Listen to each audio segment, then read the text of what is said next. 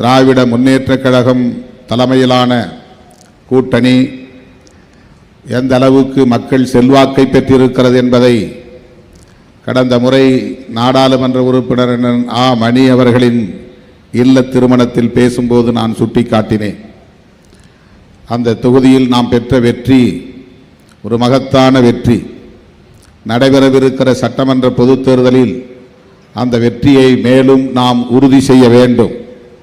தமிழ் மண்ணையும் தமிழ் மொழியையும் சூழ்ந்திருக்கிற பெரும் தீங்கிலிருந்து மண்ணையும் மக்களையும் பாதுகாப்பதற்கு திராவிட முன்னேற்றக் கழகத்தின் தலைமையிலான மதசார்பற்ற முற்போக்கு கூட்டணி வருகிற சட்டமன்ற பொதுத் தேர்தலிலும் மாபெரும் வெற்றியை பெற்றாக வேண்டும்.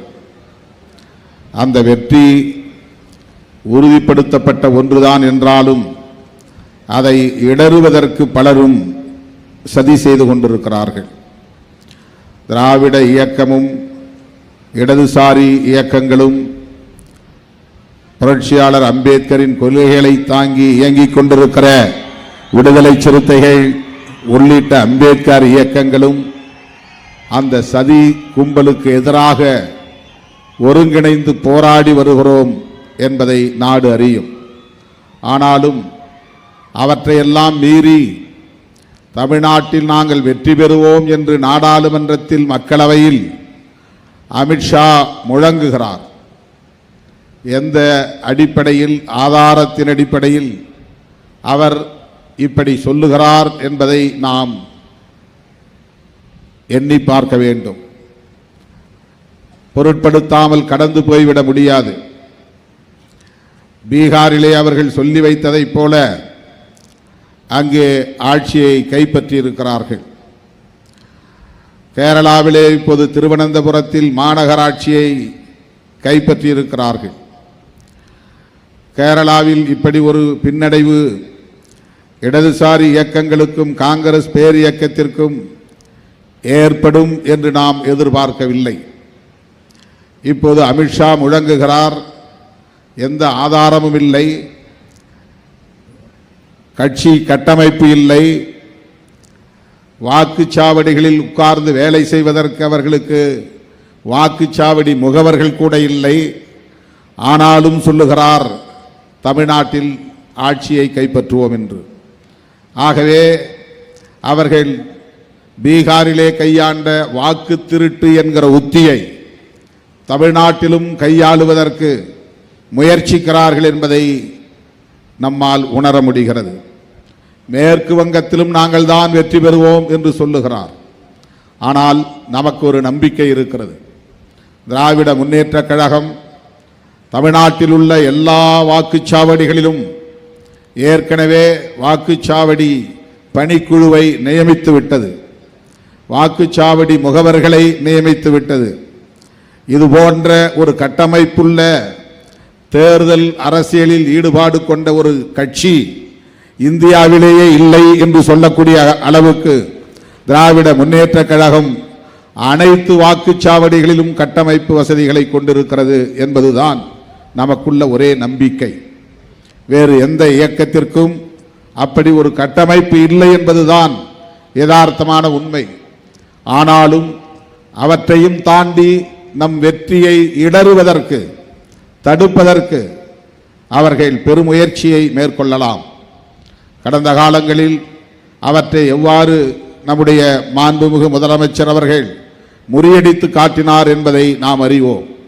இந்த தேர்தலிலும் நாம் ஒருங்கிணைந்து நின்று ஒற்றுமையோடு களப்பணியாற்றி அந்த சக்திகளின் சதி முயற்சிகளை முறியடித்தாக வேண்டும்.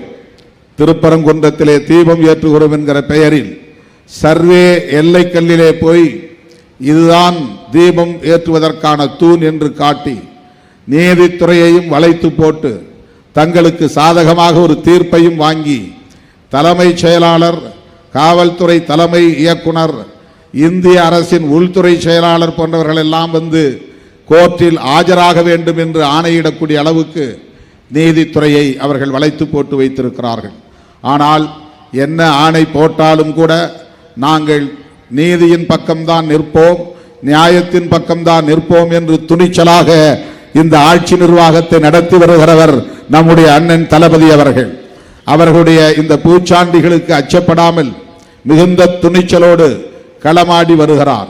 அவருடைய துணிச்சல் தான் நமக்கு ஒரு பாதுகாப்பு. அவருடைய அனுபவம் ஒரு நீண்ட நெடிய அனுபவம் என்பதை நாம் அறிவோம். அந்த அனுபவத்தையும் அவருடைய துணிச்சலையும் பயன்படுத்தி இடதுசாரி அரசியலுக்கு எதிராகவும் திராவிட இயக்க அரசியலுக்கு எதிராகவும் அம்பேத்கர் பெரியார் முன்மொழிந்த சமூக நீதி அரசியலுக்கு எதிராகவும் இங்கே சதி செய்யக்கூடிய அந்த சதிகார கும்பலை நாம் விரட்டியடிக்க வேண்டும்.